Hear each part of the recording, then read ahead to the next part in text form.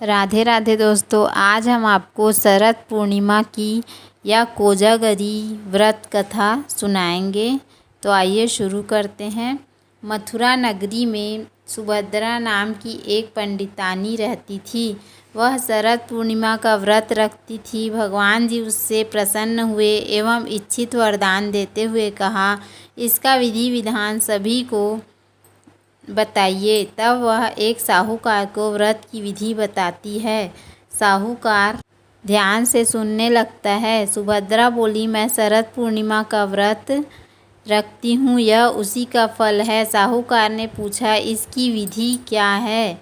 सुभद्रा बोली, एक लकड़ी के पट्टे पर एक लोटा पवित्र जल भर कर रखें। रोली से एक स्वास्तिक चिन्ह लोटे पर बनाइए। इसके बाद पीतल के गिलास में गेहूं के दाने भरकर रख दें। गिलास पर दक्षिणा चढ़ाएं। इसके बाद स्वयं तिलक लगाएं। इसके बाद 2.5 पाव शक्कर 2.5 पाव खोआ दोनों को मिलाकर 6 पेड़े बनाएं। इसके बाद पूजन कर एक पेड़ा प्रभु को चढ़ाएं। दूसरा पेड़ा स्वयं के पतिदेव ग्रहण करें। तीसरा पेड़ा अपने मान को दें, जैसे भांजा, भांजी, ननंद, बहन आदि को दिया जाएगा। चौथा पेड़ा अपनी सहेली से बदलें। यदि सहेली ना बदले तो मंदिर में चढ़ाएं। जो सहेली 6 माह व्रत रखे उसे ही पेड़ा दें। 5वां पेड़ा घर के सदस्यों में बांटें। 6वां पेड़े के 6 भाग बनाइए। तुलसी जी को चढ़ाएं। गौ माता को खिलाएं। अहीर को दें। गर्भवती स्त्री को दें। राहगीर बालक को दें। कुंवारी कन्या को खिलाएं। इस प्रकार 6 पेड़ा वितरित करें। लोटे में जल से चंद्रोदय के समय चंद्रमा को जल चढ़ाएं। घर जाकर साहूकार ने अपनी पत्नी को शरद पूर्णिमा का व्रत रखने के लिए कहा। उसकी पत्नी ने व्रत की विधि पूछी। साहूकार ने व्रत की विधि समझाई। उसकी पत्नी ने व्रत करना शुरू कर दिया, जिसका फल यह मिला। साहूकार के यहाँ 2 कन्याओं का जन्म हुआ। बड़ी का नाम सावित्री और छोटी का नाम चंद्रमुखी रखा। दोनों पूजन कार्यों में रुचि रखती थीं एवं प्रतिदिन पूजन करती थीं। दोनों का ब्याह संपन्न घराने में करा दिया गया। दोनों बहनें शरद पूर्णिमा का व्रत रखती थी। सावित्री विधि विधान से व्रत करती थी, अतः उसे सुंदर संतान की प्राप्ति हुई। इसके विपरीत चंद्रमुखी अधूरा व्रत करती थी, जिसके कारण यह फल हुआ कि उसके पुत्र कुछ दिन जीवित रहकर स्वर्ग सिधार जाते थे। इस कारण चंद्रमुखी दुखी रहती थी। आखिर एक दिन चंद्रमुखी एक ज्योतिषी से इसका कारण पूछती है। तब ज्योतिषी ने कहा, तुम अधूरा व्रत रखती हो, इस कारण तुम्हारी संतान स्वर्ग को प्राप्त हो जाती है। अतः तुम अपनी बड़ी बहन सावित्री से विधि विधान पूछकर व्रत रखो, क्योंकि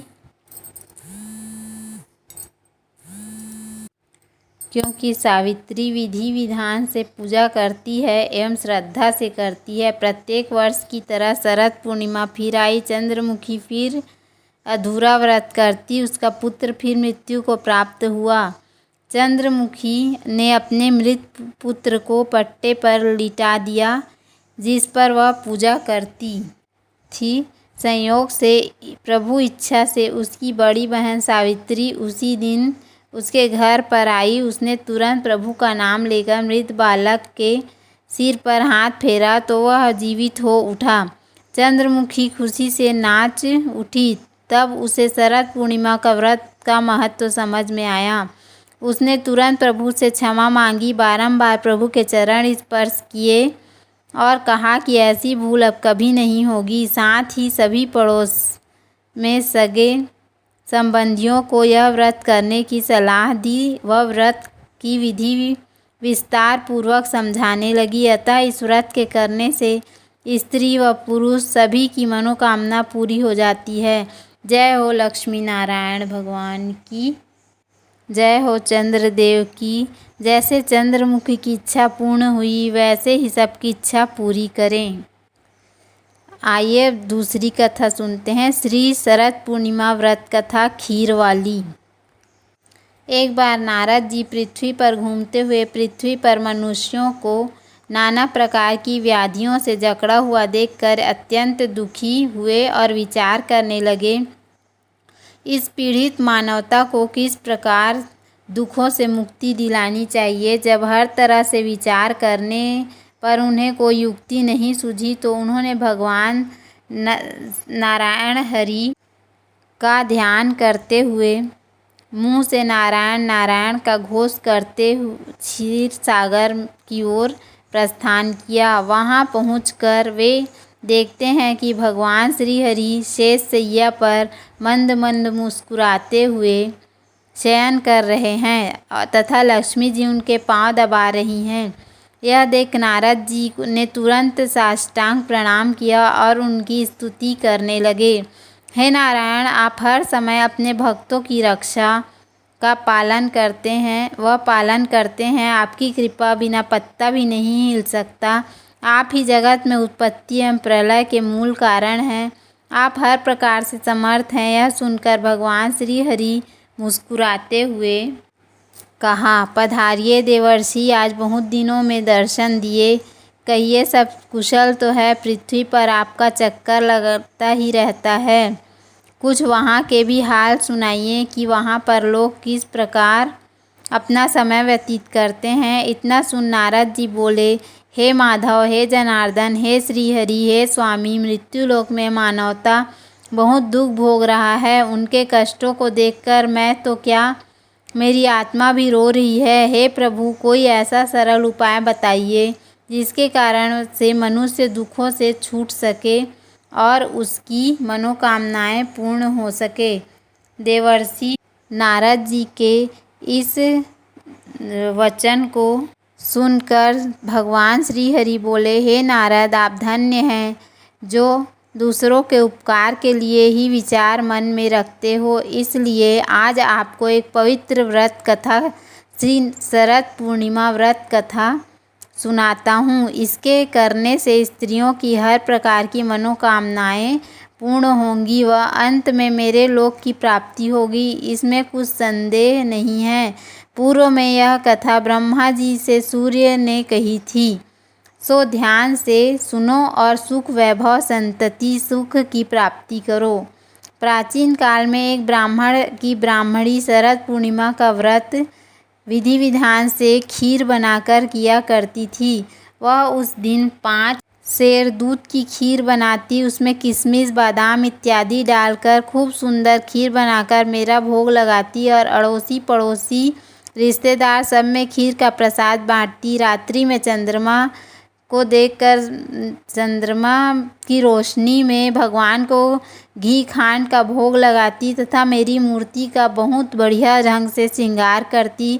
उन्हें श्वेत वस्त्र, मुकुट, श्वेत हार इत्यादि पहनाकर चंद्रमा की धवल रोशनी में उन्हें विराजमान करती, कीर्तन करती, भजन करती, ठाकुर जी के तरह तरह के से लाड़ लड़ाती। उसके व्रत के प्रभाव से उसके खीर व घी खांड के पात्र सोने के हो जाते। जब यह बात साहूकारनी को मालूम हुई तो उसे बहुत दुख व जलन हुई कि देखो, इसके तो बर्तन सोने के हो जाते हैं। वह रात में साहूकार से बोली, ब्राह्मणी के यहाँ जो सोने के बर्तन हैं उन्हें चुरा लेने चाहिए। साहूकार ने पीतल के बर्तन रखवा कर सोने के बर्तन चुरा लिए। ब्राह्मणी को सुबह मालूम हुआ कि साहूकारनी ने मेरे सोने के बर्तन चुरा लिए तो उसने कहा, हे शरद पूर्णिमा माता, अगर मैंने तेरा व्रत मन से नियम से किया हो तो मेरे बर्तन सोने के हो जाए तथा साहूकारनी के सब बर्तन मिट्टी के हो जाए। उसके कहने के साथ ही ऐसा ही हुआ। साहूकारनी के घर के पीतल तांबे के सब बर्तन मिट्टी के हो गए। अब तो साहूकार एवं साहूकारनी बहुत दुखी हुए और रोते धोते ब्राह्मणी की शरण में पहुँचे और ब्राह्मणी के घर पैर पकड़ लिया और अपने किए की माफ़ी मांगने लगे। फिर साहूकारनी ने ब्राह्मणी से पूछा, हे माता, आप कौन सा व्रत करती हैं जिसके प्रभाव से आपके बर्तन सोने के हो जाते हैं? तब ब्राह्मणी बोली, मैं शरद पूर्णिमा का व्रत करती हूँ, यह सब उसी का प्रभाव है। साहूकारनी बोली, यह व्रत किस प्रकार किया जाता है, इसका क्या नियम है, इसका उल्लेख करें।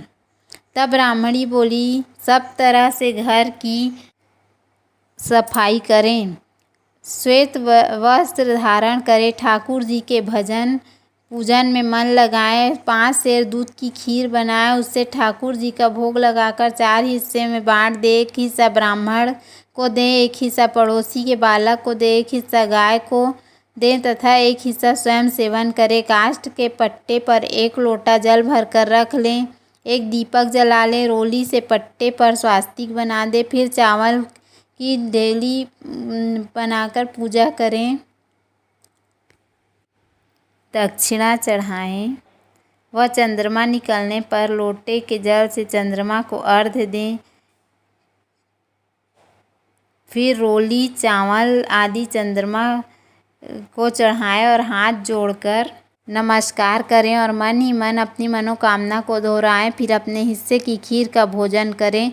इस विधान को सुनकर साहूकारनी बहुत खुश हुई। उसने तभी से इस व्रत को करना शुरू कर दिया। इस व्रत के करते रहने से उसे 2 कन्या रूपी रत्न प्राप्त हुए।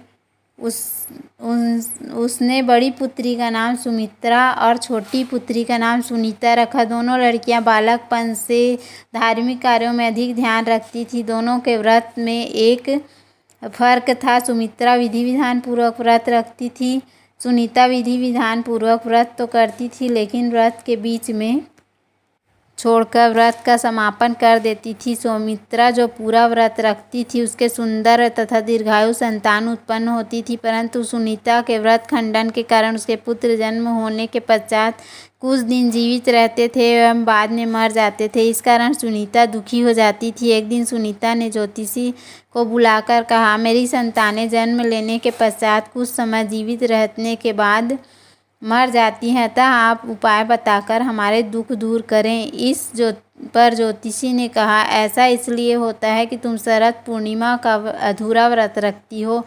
व्रत अधूरा होने के कारण तुम्हारी संतानें मृत्यु को प्राप्त हो जाती हैं, अतः तुम अपनी बड़ी बहन सुमित्रा को बुला कर लाओ। उसके स्पर्श से तुम्हारी संतान अवश्य जीवित हो जाएंगी, क्योंकि वह शरद पूर्णिमा का व्रत पूर्ण रूप से भक्ति भाव से करती। इतना कहकर वह ज्योतिषी चले गए और पीछे सुनीता वियोग के कारण यह बात भूल गई।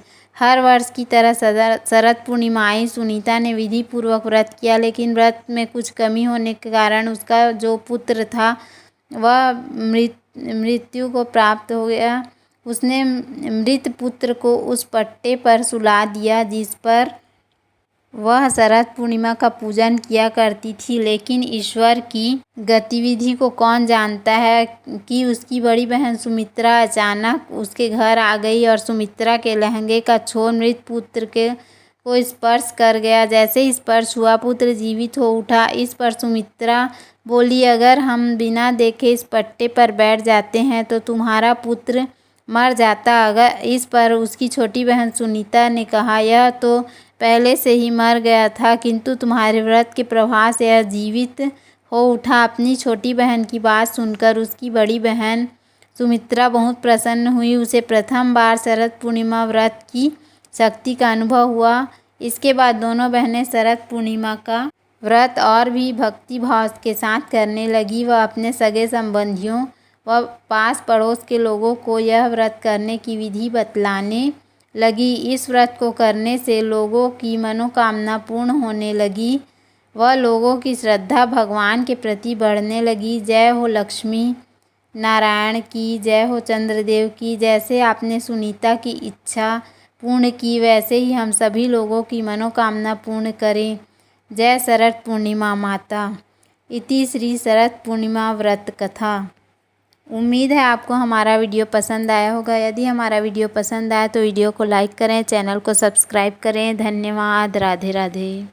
राधे राधे दोस्तों, आज हम आपको शरद पूर्णिमा की